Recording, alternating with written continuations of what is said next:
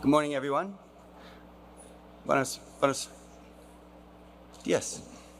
My name is Chris Wilcox. I'm the head of the Sustainable Fisheries program at the Minderoo Foundation. Minderoo is an Australian philanthropic organization founded by Andrew and Nicola Forrest that tackles major environmental and social challenges, including ending overfishing and supporting sustainable, responsible, and equitable use of our oceans. Today, it's my pleasure to announce that Minderoo has committed 15 million Australian dollars over the next 8 years towards the Global Fishing Index. And I'd just like to highlight that the question of understanding the status of stocks and having a complete accounting globally is a goal highlighted by many organizations, including our fisheries industry colleagues who were speaking earlier today. So the index is an independent assessment of country-level capacity to achieve UN SDG target 14.4 to effectively regulate harvesting and overfishing and restore stocks to sustainable levels. We're committed to repeating the index at regular intervals throughout the UN's decade of ocean science to achieve three things. First, to help generate knowledge in the form of assessing the state of fish stocks globally and understanding the governance and management mechanisms in place to ensure sustainable fishing. Second, to identify focus areas for intervention to ensure that resources, whether financial, administrative, or technical, are directed towards fisheries or locations where they'll have the most positive impact. And lastly, to identify, celebrate, and expand the use of successful actions and innovative solutions for improving fisheries outcomes. We're committed to providing information on stock status, effectiveness of management measures, and estimates of global fishing capacity to support the improvement in livelihoods, nutrition, and economies that depend on our ocean. We'll make this information freely available to the community working to improve fisheries and marine conservation worldwide. And this commitment is part of a larger body of funding that Minderoo is committing. $240 million at this year's Our Oceans conference. It signals our ongoing support for our vision of a future where global fisheries are sustainable, workers' rights are respected, and coastal communities thrive. Thank you very much for your time and attention, and enjoy the rest of your conference.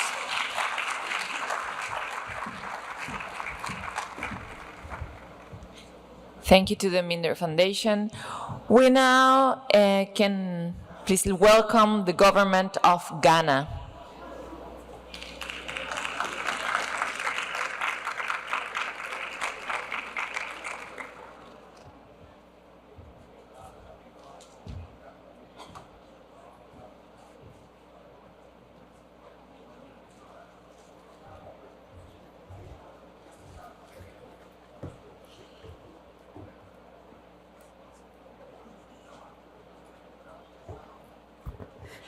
Thank you.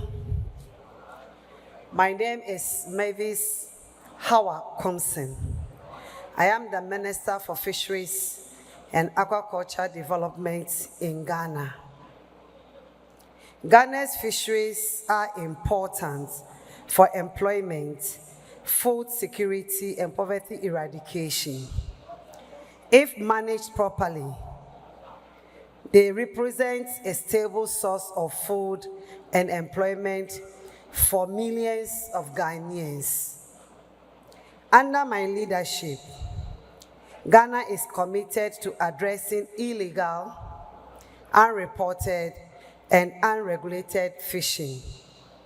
I am pleased to announce my ministry's commitment to ensure that 100% of industrial vessels licensed to fish in Ghana's exclusive economic zone will deploy electronic monitoring technology, including the use of cameras to monitor and document activities taking place on the vessel. This includes industrial trawl vessels and tuna vessels. We estimate an investment of $2.5 million to fulfill this commitment through partnerships between the ministry, industry, and development partners. Through the development of these electronic monitoring systems, Ghana will ensure industrial vessels abide by our country's fisheries rules and regulations. This requirement will be underpinned by revisions to Ghana's fisheries legislation. Thank you.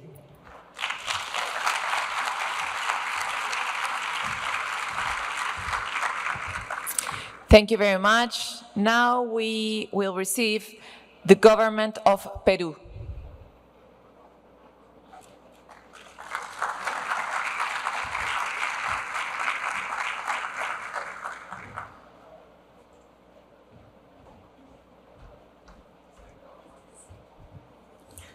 Buenos días a todas y todos.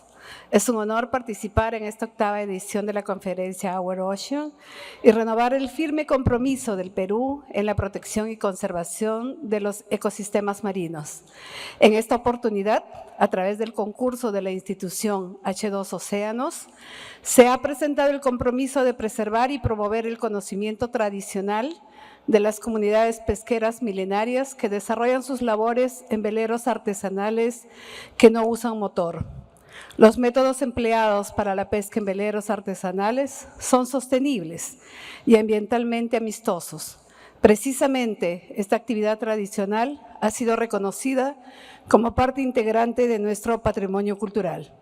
A través del presente compromiso, se buscará preservar y fortalecer esta tradición de navegar y arte de pesca, así como las diversas comunidades de pescadores que la realizan, adoptando para ella las medidas administrativas y legales requeridas que puedan seguir realizando sus faenas. Es por ello que el Perú viene impulsando la Reserva Nacional Mar Tropical de Grau. El área propuesta para la creación de la Reserva Nacional Mar Tropical de Grau es un espacio único que se forma por la convergencia de 2 ecosistemas marinos, las aguas cálidas del Mar Tropical del Pacífico Oriental y la corriente de Humboldt de aguas frías y rica en nutrientes. Esta reunión genera una zona de transición con una alta diversidad de especies marinas. Aquí se encuentra alrededor del 70% de todas las especies asociadas a los arrecifes rocosos del litoral peruano, el 40% de la biodiversidad de cetáceos marinos del Perú, el 60% de las especies de tortugas reportadas para el Perú y el 75% de los equinodermos intermareales de todo el Perú y el 22% de las especies de tiburones y rayas en el Perú. Por otro lado, el conocimiento sobre los fondos marinos no es amplio, por lo cual es importante un mayor análisis sobre cualquier actividad en ellos, como la minería submarina. Es por ello que el Perú está analizando un pronunciamiento en favor de la moratoria que varios países vienen promoviendo. Distinguidos delegados y delegadas, sigamos trabajando conjuntamente con todos los actores del sector público y privado, las comunidades locales y la sociedad civil en beneficio de nuestros pueblos y de las generaciones que nos precederán. Muchas gracias.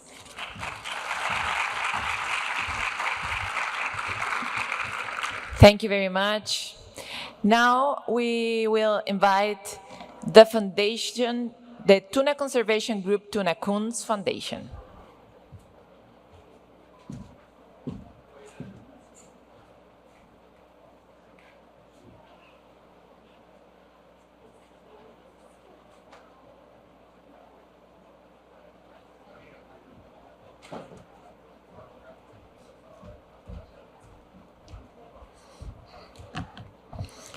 Muy buenos días con todos.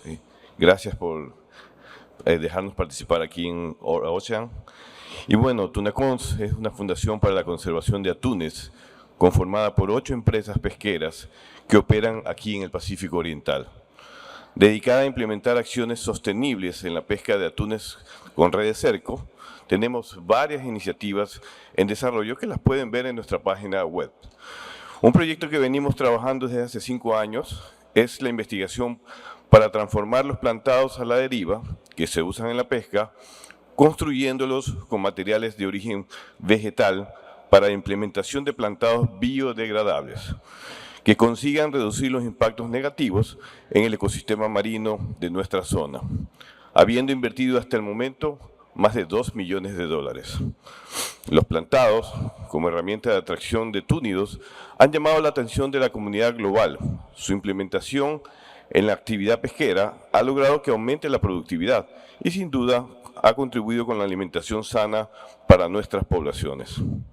Todo esto siempre bajo medidas de conservación que se adoptan en las organizaciones regionales de pesca, que ayudan a proteger las poblaciones de atunes tropicales y las especies vulnerables. Estamos demostrando que el uso responsable y el buen manejo pesquero es posible, cooperando activamente en los proyectos de investigación científica con diferentes organizaciones.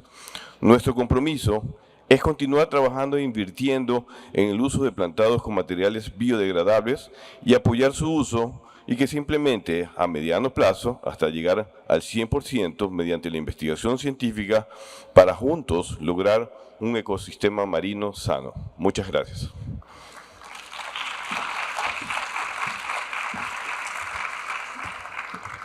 Thank you very much. Now, let's welcome the government of Ecuador.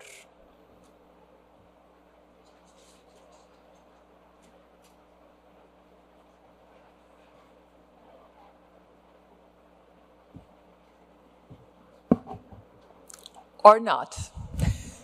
Maybe we can make it in the afternoon. Now we will receive the to Conservation International.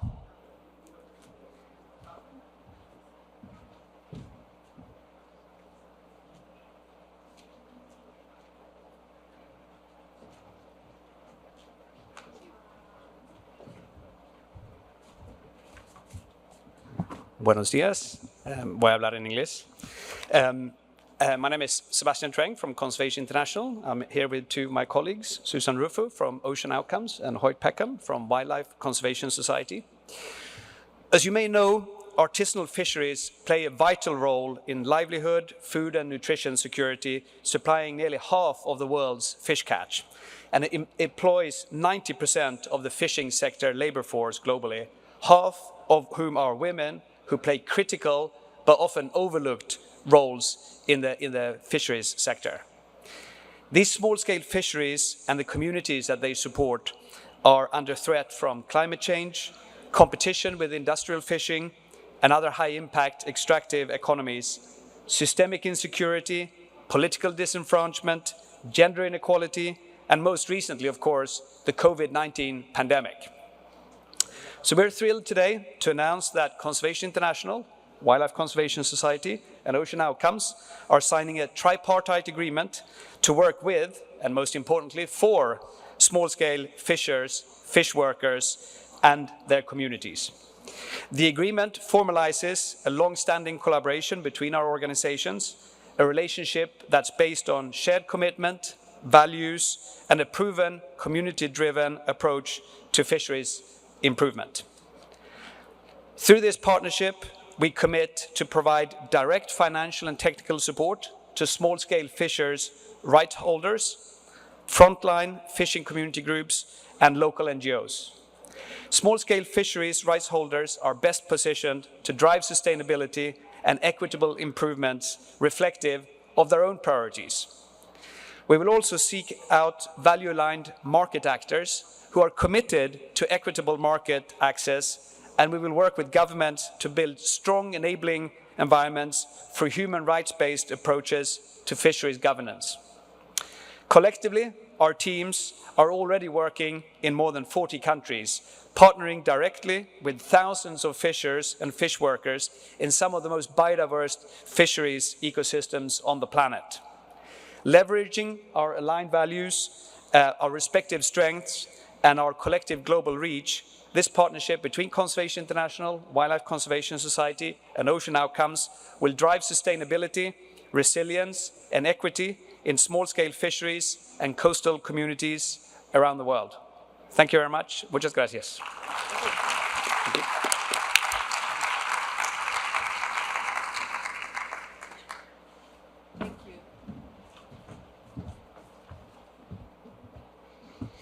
Thank you very much. We invite now to the European Communion.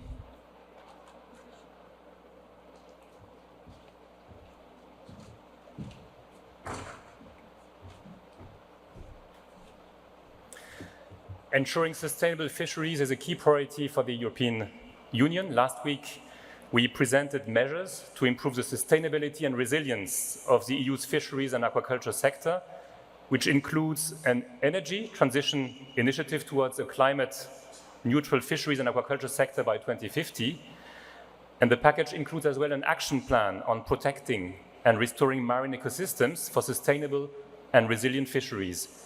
This plan calls on the EU member states to phase out mobile bottom fishing in all marine protected areas by 2030 at latest. The European Union will continue to implement a zero-tolerance approach towards IUU fishing and to promote the ratification and implementation of the FAO Port State Measures Agreement to prevent, deter, and eliminate IUU fishing. To ensure the sustainable management of the ocean's resources and safeguard its biodiversity, the European Union is announcing 64.5 million euros to support regional fisheries management organizations, the FAO and the WTO funding mechanism on harmful fishery subsidies in 2023 and 2024. This includes research on addressing climate change impacts on fisheries and aquaculture and on finding innovative solutions to fighting illegal fish discards. Muchas gracias.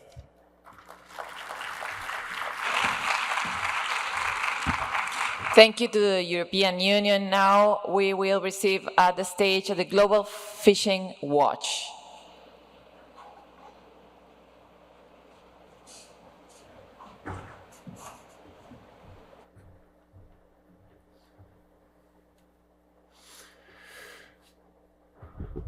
Global Fishing Watch is committed to advancing ocean governance through increased transparency of all human activity at sea. We recognise that policy and management shifts and government actions are urgently needed to secure healthy, climate-resilient fisheries and ecosystems and to ensure a sustainable management of related economic activities. It is vital that these reforms are informed by science-based data, and in collaboration with government, industry and civil society stakeholders, we will use technology and transparency to turn data into actionable information for those who govern our ocean. We will support our country partners to increase transparency of fisheries data, information and data used to set and implement policies, legislation, regulations and rules, and inform decision-making processes, and use the data and associated cost-effective and scalable technologies to drive better governance of our ocean. We will assist governments to collect, maintain, and publish key fisheries data on vessel identification, authorization, tracking, and transshipments, and to implement global processes and policies to improve biodiversity protection and governance of industrial small-scale fisheries. We will drive innovation in ocean governments by making ocean knowledge freely available and easy to access by the global ocean community, supporting the science that we need for the ocean and what we want as part of the UN Oceans Decade. We will co-design and co-develop tools and technologies with our partners and stakeholders that have traditional and local knowledge to ensure that our contributions can be part of a global, impact-focused solution to ocean governance. We will facilitate stringent accountability of decision makers by continuing to increase public availability of information on human activity at sea. After all, the common resources our ocean provides must be common knowledge. Thank you.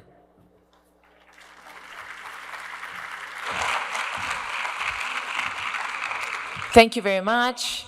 Now we invite is the time to welcome the Marine Stewardship Council.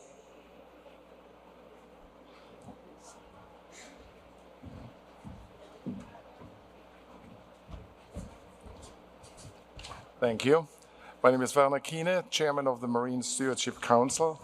I was just speaking here before, so I want to not repeat what I said. We have made significant progress in engaging fisheries. As I mentioned before, 19% of global catch is engaged by this label and the certification we have.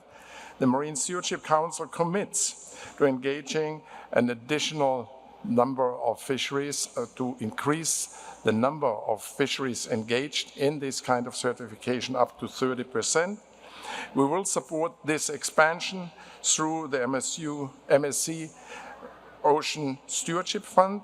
This fund is partly financed through our own resources, but it will also be supported through contributions from a lot of partners who, some of them are here.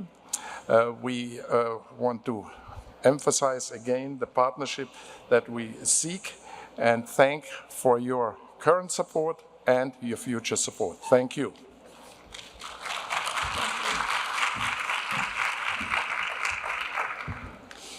We invite now the Open Blue Sea Farms.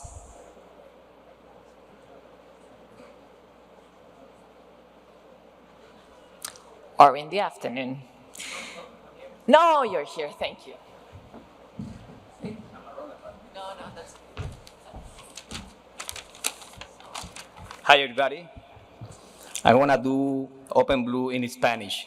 As a local company, I will let know to the world and to our people in Panama what we are committed to do. Open Blue es una empresa 100% panameña. Nos dedicamos a un tipo de industria que se conoce como maricultura. Tenemos nuestras granjas localizadas 11 kilómetros mar adentro, en donde el ambiente es hostil para el hombre, pero es beneficioso para el pescado. En junio del 2022, Open Blue inauguró una planta de reproceso o de rendering en el puerto del Pacífico panameño conocido como Bacamonte. Inicialmente fue diseñada para reprocesar nuestros recortes para ser convertidas en harina de pescado y aceite de pescado. Estas son vendidas a fabricantes de piensos y son utilizados en formulaciones de dietas para otras especies. Reprocesamos un total de 372 toneladas métricas en el segundo semestre del año 2022. Esto nos permitió convertirnos en una plataforma de piscicultura sin desperdicios. Mientras antes necesitábamos contratar a terceros para que dispusieran responsablemente de nuestros recortes o bioproductos del proceso, ahora nosotros podemos reconvertirlos en harina de pescado y aceite de pescado de alta calidad, que vuelve a entrar al ciclo de producción en varios puntos, permitiéndonos eliminar residuos, crear una nueva fuente de ingresos y ayudar a otras especies a limitar su dependencia de la harina de pescado pelágico y aceite de pescado y reducir los residuos que se disponían en vertederos. En el camino hemos acercado a otros procesadores de pescados dentro del país y hemos abierto nuestra puerta de operación para recibir sus bioproductos y así eliminar el desperdicio en vertederos de cielo abierto e incorporarlos en la cadena de producción. Con el aumento de nuestras operaciones de procesamiento nos comprometemos a recibir y reconvertir 2.000 toneladas métricas de subproductos pesqueros para convertirlos en harina y aceite de pescado reutilizable y a la vez ayudar a la industria en este compromiso de elevar los porcentajes o puntuaciones de sostenibilidad al reducir la necesidad de productos pelágicos y alternativas de captura de peces salvajes. Este compromiso tiene un efecto de sostenibilidad de 3 puntas o trivalente. ¿Sí? El primero es reducir los desperdicios de subproductos de la pesca. Segundo, reutilización de nutrientes de calidad en la industria de alimentos para animales. Y tercero, reducir la dependencia de la harina de pescado y aceite de pescado capturado de la naturaleza mediante la incorporación de recortes en nuestras dietas. Open Blue, empresa que represento orgullosamente como panameño, está sumamente ligada y sumamente contenta de hacer estos aportes. Se enorgullece de poder reducir nuestros impactos y ayudar a otros en lo mismo que estamos haciendo dentro de la industria. Lograr una mejor alineación con los objetivos de sostenibilidad global, convirtiéndonos en usuarios de recursos más eficientes, reutilizando la biomasa valiosa y manteniendo limpio nuestros océanos. Muchas gracias.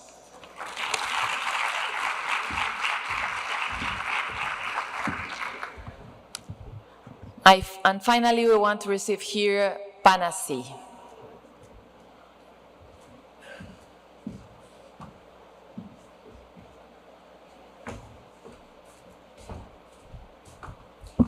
Buenas tardes. I am David Grossman, president of Panacea. We're a Panamanian company that is the first and only sustainable sea cucumber hatchery and sea ranching operation in the Americas. I will start with the bad news. Sea cucumbers have been around for 400 million years, and they are a critical element of the reef ecosystem. They help counter against ocean acidification for coral reefs. They help seagrass grow 8 times healthier when they're present. They're even excellent for recycling nutrients for mangroves. The bad news is that over the last 20 years, with the surge in middle class in China, and more people being able to afford this high-priced delicacy, which is also part of Chinese medicine since the Ming Dynasty, sea cucumbers have been overfished virtually everywhere around the world, almost to extinction or at the very least endangered status. Here in Panama, the Smithsonian worked to pass a ban to prevent additional fishing of sea cucumbers.